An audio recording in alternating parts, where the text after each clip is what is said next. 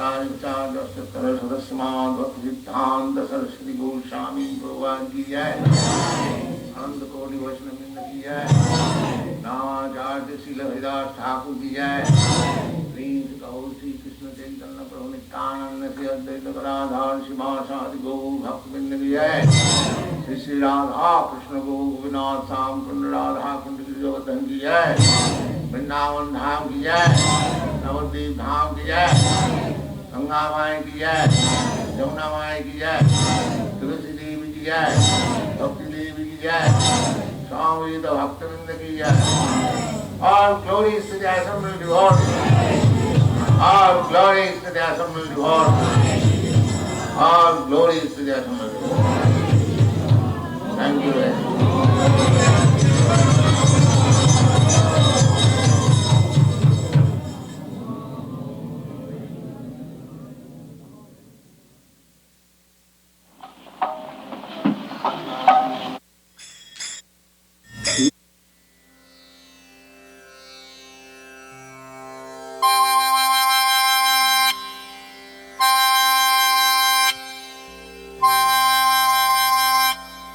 Om Namo Bhagavate Vasudevaya. Yudhishthira's sorrow, Scene 7. Draupadi, Bhima, and Arjuna try to console Yudhishthira. Seeing her husband's melancholy, Draupadi said soothingly, "O king, your brothers are crying themselves hoarse, trying to do you good, but you do not reply. O Lord, when we were dwelling in the forest, suffering from the cold and wind, from the scorching sun, at that time you said to your brothers, 'Yes, soon we shall slay Duryodhan in battle and win back our kingdom.' O best of the virtuous, that time has now come to pass, and yet you are depressing our hearts by your reluctance. All of you brothers are like celestials. Each of you is capable of ruling the universe with all of its moving and non-moving beings. Why, if I had married only one of you, my happiness would then have been complete. Surely it must be some kind of madness which now possesses you. For why else would you be prepared to renounce your prescribed duties? No, do not give way to folly. Take up the scepter and the rod of chastisement. Rule goddess Earth with righteousness. Worship the gods with sacrifices. Give charity and subdue the wicked. In this way, my Lord, become happy and give joy to your brothers." And still Yudhishthira showed no signs of having heard her. Crickets could be heard from the nearby forest as the Pandavas sat there in silence. In the sacrificial compound, Brahmanas murmured Vedic mantras and chanted the holy names of God. Krishna now looked at Yudhishthira with compassion, but Krishna said nothing. Bhima, growing impatient with his elder brother, spoke again, trying to change his mind.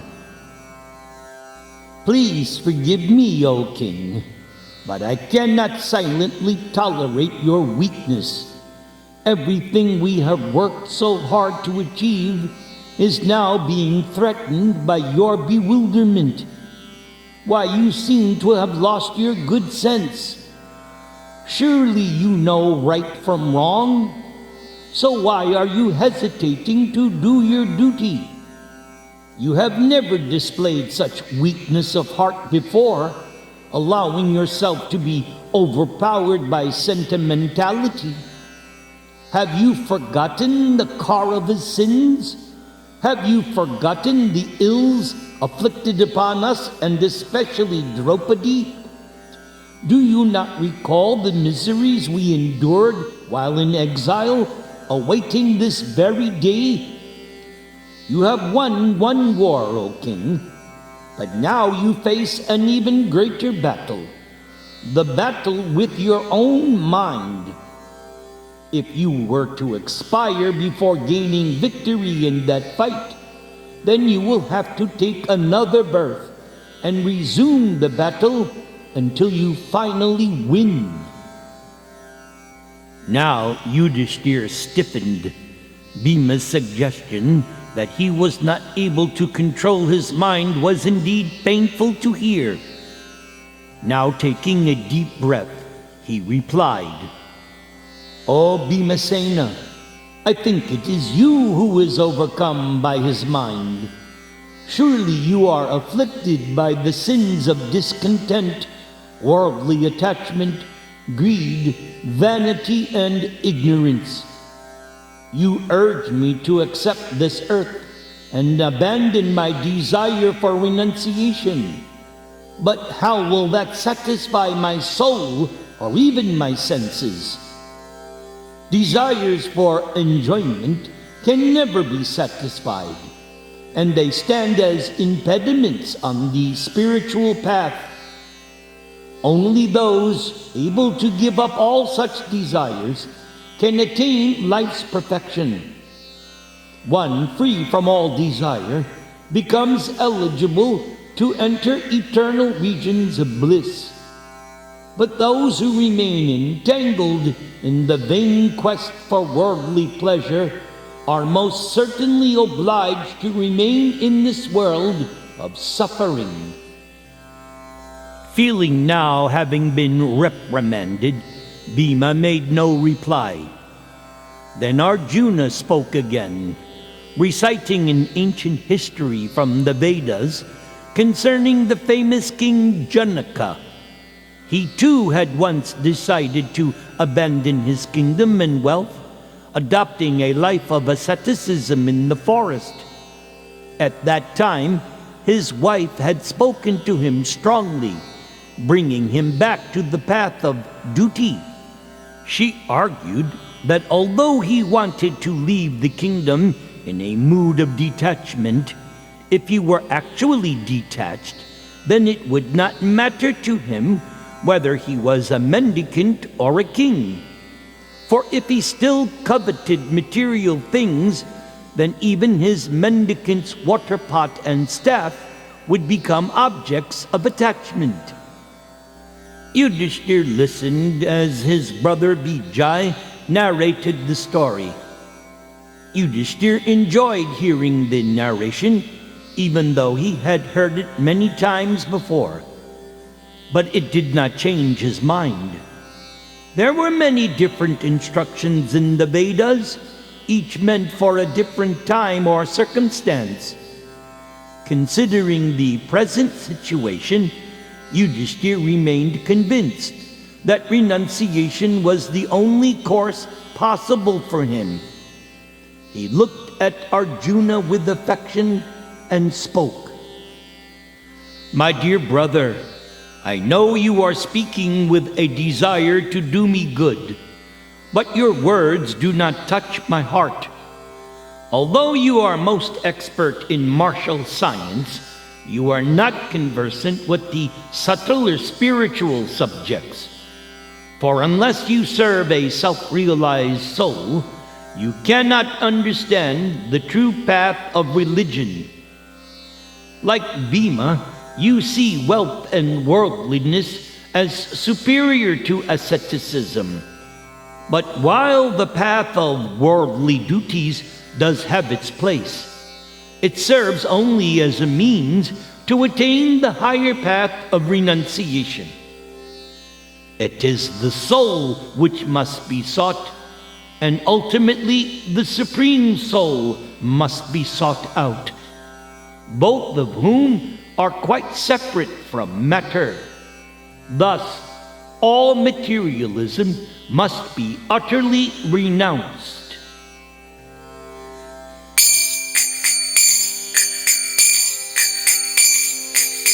Bhajahu re mana Shri Nanda Nandana abhaya charanara vindare dulabhamanava janama satsangi taroho e bhava sindhure mayametam taranti te Hare Krishna Krishna Krishna Hare Hare Hare Rama Rama Rama Hare Hare.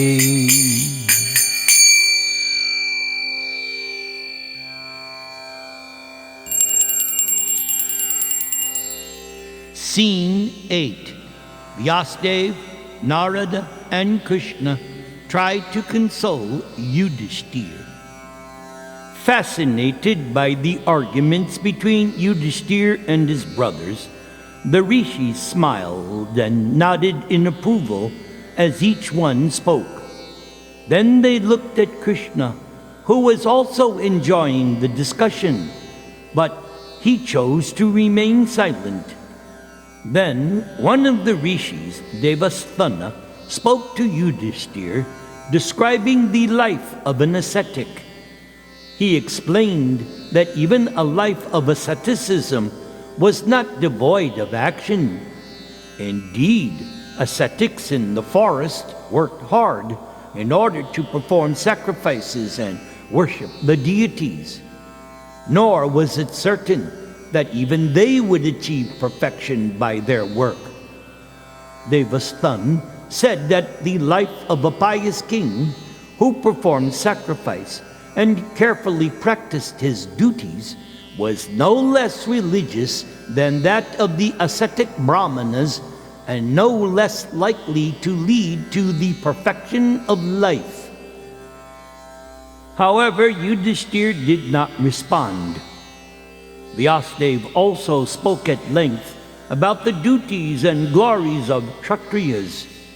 Vyas condemned kings who failed to discharge their duties. If a kingdom went unprotected and the people suffered, the king would be visited by sins. He would also be culpable for the crimes committed in his kingdom.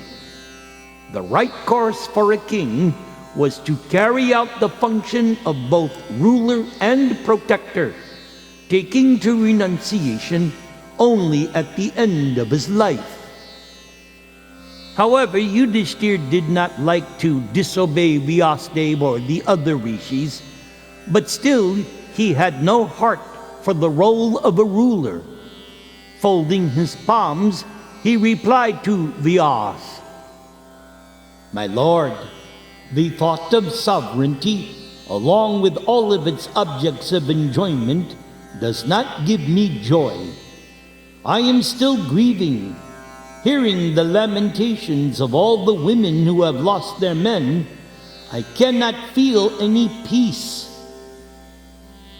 O Dharmaraj, do not be concerned with your own happiness or distress, for both are ephemeral. By the influence of Kala, eternal time, one meets with joy and suffering, one after the other. Pleasure begets misery, and from misery, pleasure is once again born. In this world, there are only two kinds of permanently happy men: those who are complete fools, and those who have mastered their mind and senses. And those in between, they must suffer.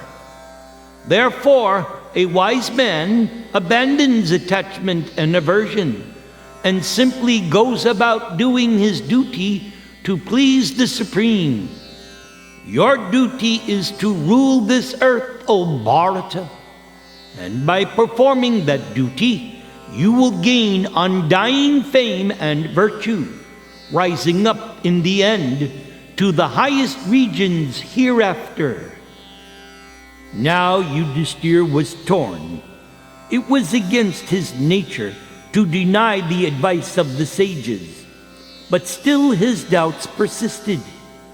How could he take the throne after causing so much destruction? With tears running down his face, Yudhishthira looked up at Vyas. "I am the most sinful man. Why, just see my heart, so full of ignorance. This body, which is meant for serving others, has killed many phalanxes of men.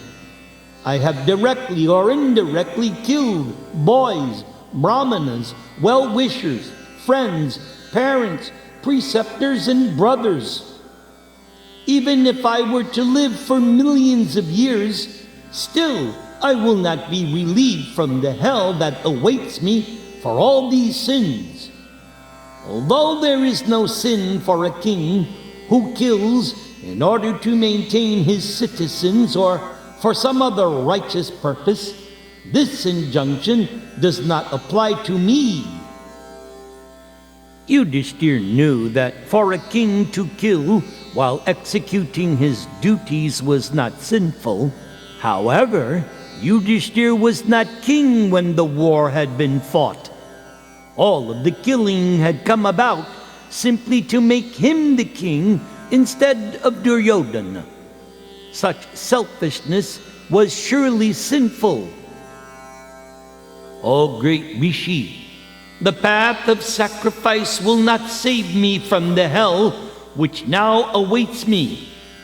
Just as it is not possible to filter muddy water through mud or purify a wine-stained pot with wine, it is not possible to counteract the killing of men simply by sacrificing animals. Seeing Yudhishthira sunk in remorse, Krishna moved closer to him. Keshava took Yudhishthira's hand, which was covered with sandal paste and resembled marble. Krishna smiled and spoke. "O best of men, do not grieve like this, for you will become ill. Those who have lost their lives cannot be brought back by grieving. All of them are like objects obtained in a dream which disappear when one awakens. Purified by the striking of weapons, they have thrown down their bodies and have ascended to heaven. So, who will lament for them? And their women should also rejoice that they have attained such exalted destinations.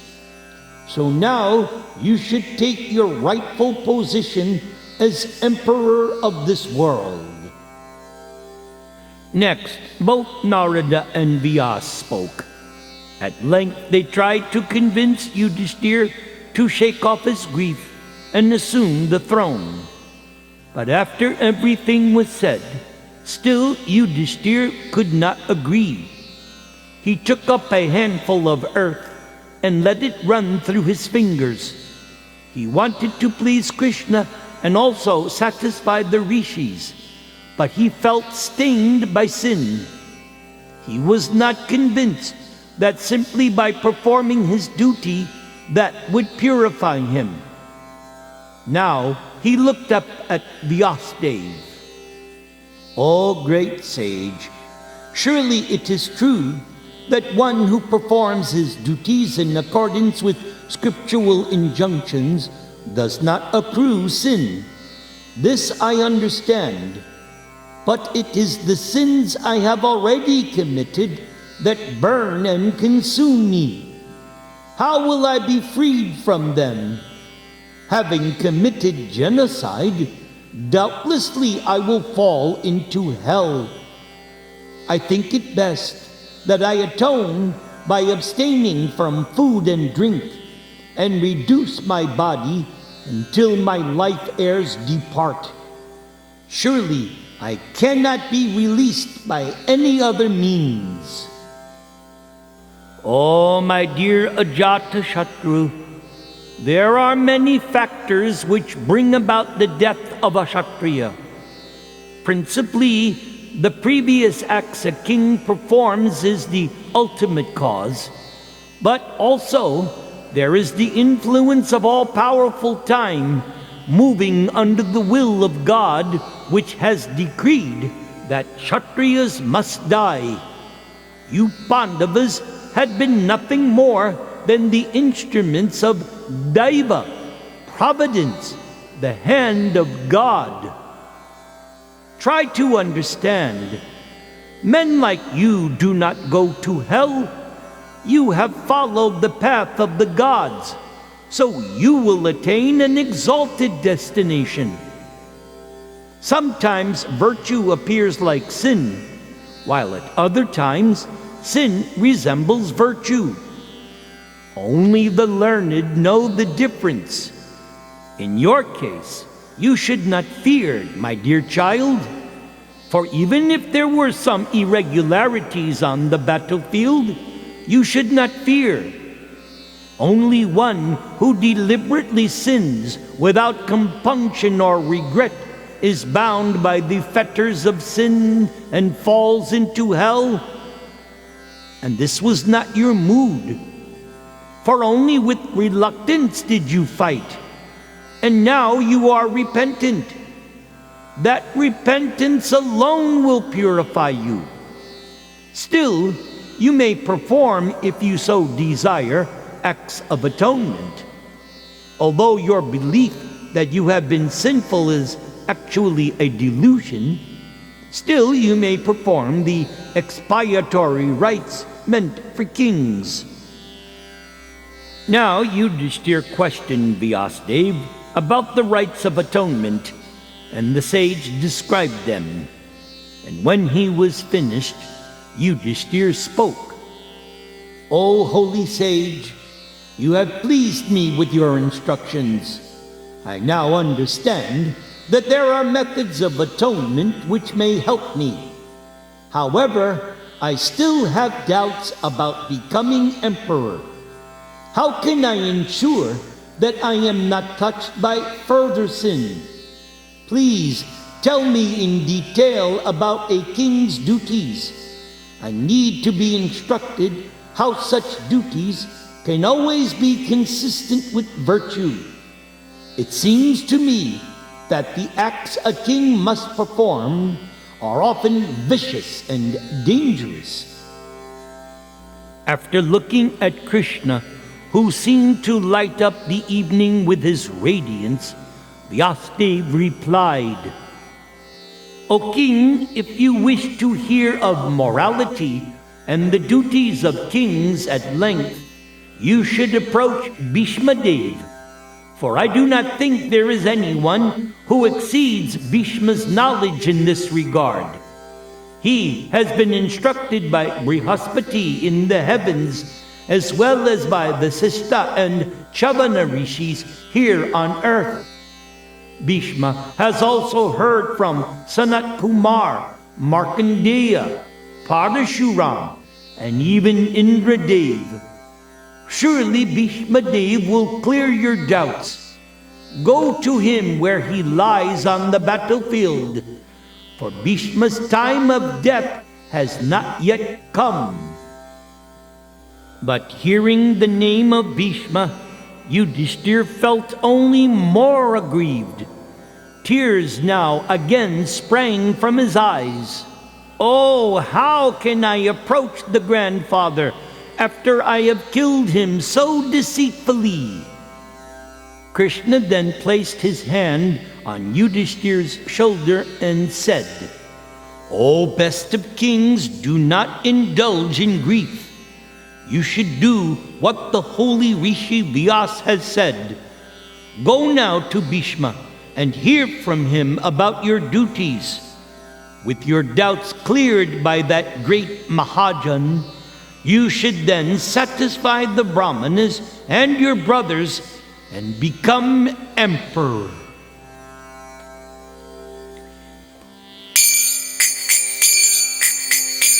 Om Ajnana Timarandhasya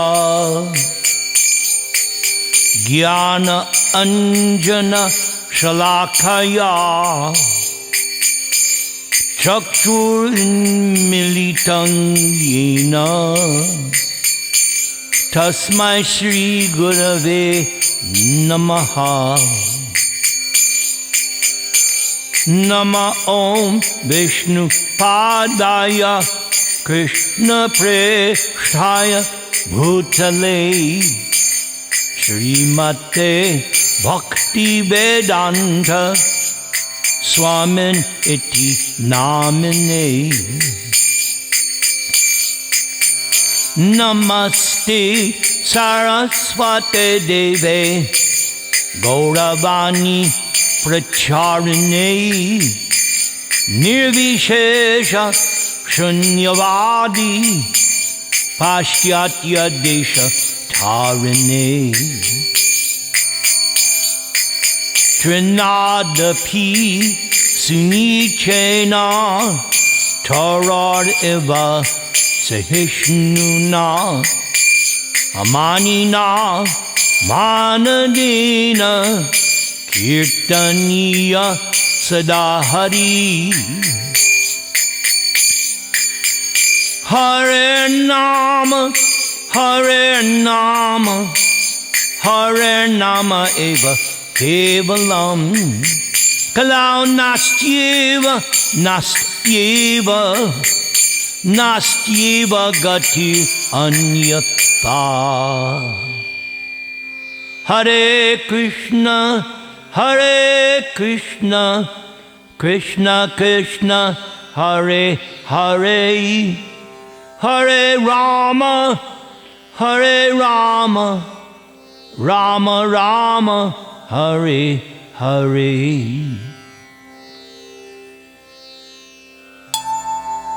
Scene 9. Yudhishthira accepts the throne. The discussions had lasted throughout the night, and as the first light of dawn appeared on the horizon, Yudhishthira decided to accept the advice of Vyasadeva and go see Bhishma Dev. Rising up for the good of the world, Yudhishthira spoke, "Tatastu, let it be. After getting myself duly consecrated by the Brahmanas, I will then approach the wise Kuru grandfather, the great Bhishma Dev." And although Yudhishthira was still reluctant, he would not go against the desire of Krishna. He was prepared to be coronated as emperor, but he would need to hear further instructions from Bhishma before he could give his heart to the task. Seeing Yudhishthira standing at last, the other Pandavas looked at one another with relief. Arrangements were made to fetch everyone to the city so that the installation ceremony could take place. Like the moon conjoined with the sun planet and surrounded by the stars, Yudhishthira, accompanied by his brothers and Krishna, proceeded towards Hastinapur. Praised by bards and singers, Yudhishthira rode upon a white chariot covered with deerskins and yoked to 16 white bullocks. Bhima held the reins, while Arjuna held a beautiful white umbrella over his head. And on either side of Yudhishthira stood Nakula and Sahadev, fanning him with chamaras made with golden handles. Yudhishthira had Dhritarashtra go at the head of the procession, and the old Kuru monarch sat with Gandhari on a golden chariot. Immediately behind Yudhishthira came Krishna on his own chariot, driven by Daruka and drawn by his 4 illustrious horses. Satyaki sat by the side of Krishna, and a large number of elephants in chariots then made up the rest of the procession. They left the forest region by the Ganga and moved slowly along the smooth road towards the capital city. And as they entered Hastinapur, they were met by the sound of drums and conchals, as well as the cheers of thousands of joyous citizens. Having heard that the Pandavas were now returning, the citizens of Hastinapur had quickly decorated the city with colorful festoons and garlands. They lined the streets and threw flowers and rice as the procession passed. Seeing the 5 brothers once again, the people felt as if their consciousness had returned to their bodies. Everyone shed tears and called out in happiness. As the procession made its way along the road, wealthy ladies threw down silk cloths and gems from the balconies of their mansions. The ladies also called out to Draupadi, who rode behind on a chariot covered with a silk canopy.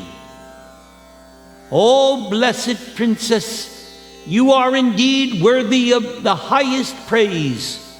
You wait by the side of these heroes like Gautami along the side of the 7 celestial rishis. Surely your religious acts and vows have now borne fruit." Yudhishthira then made his way towards the Kuru palace, where he was greeted by pleasing speeches made by leading citizens. "Oh, it is by good luck that you have returned to us after defeating your enemies.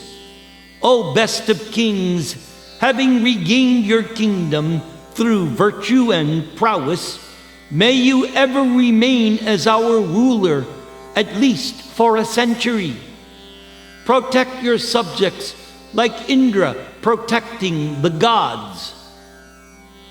Yudhishthira's chariot then took him through the broad palace gates and into the compound. Brahmanas chanted Vedic mantras to invoke auspiciousness as Yudhishthira stepped down from his chariot and went into the temple. He bowed before the deities, worshipping them with gems, garlands, and incense. And when he emerged from the temple, he saw Brahmanas waiting, carrying sacred articles. They uttered blessings and worshipped Yudhishthira as he made his way to the assembly hall.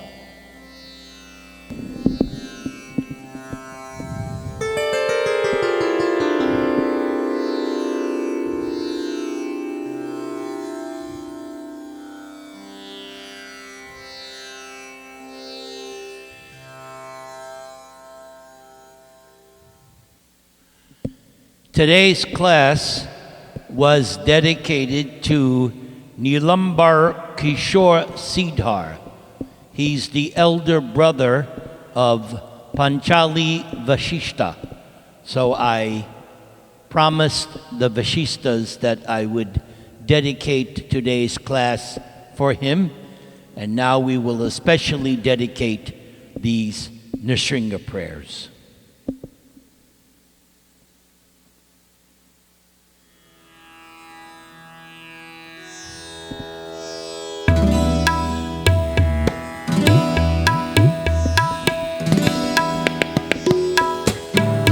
Namaste Narasimhaya Prahlada Klada Dayane Hiranya Kashi Purvaksha Shilatangana Kalai Ito Nrsimha Parato Nrsimho Yato Yato Yamitato Nrsimha Bahir Nrsimho Hridaye Nrsimho Nrsimhamading Sharanam Prapadye Avakara Kamala Vare Nakam Adbhuta Sringam Dalita Hiranyakashipu Tanu Bringam Keshavadritta Narahari Rupa Jai Jagadisha Hare Jaya Jagadisha Hare Jaya Jagadisha Hare Keshavadritta Nrsimha Rupa Jaya Jagadisha Hare Jaya Jagadisha Hare Jaya Jagadisha Hare Jaya Jagadish Jaya Jagadish Jaya Jagadisha Hare Jaya Jagadisha Hare Jaya Jagadisha Hare Hare Krishna Krishna Krishna Hare Hare Hare Rama Rama Rama Hare Hare Hare Krishna Krishna Krishna Hare Hare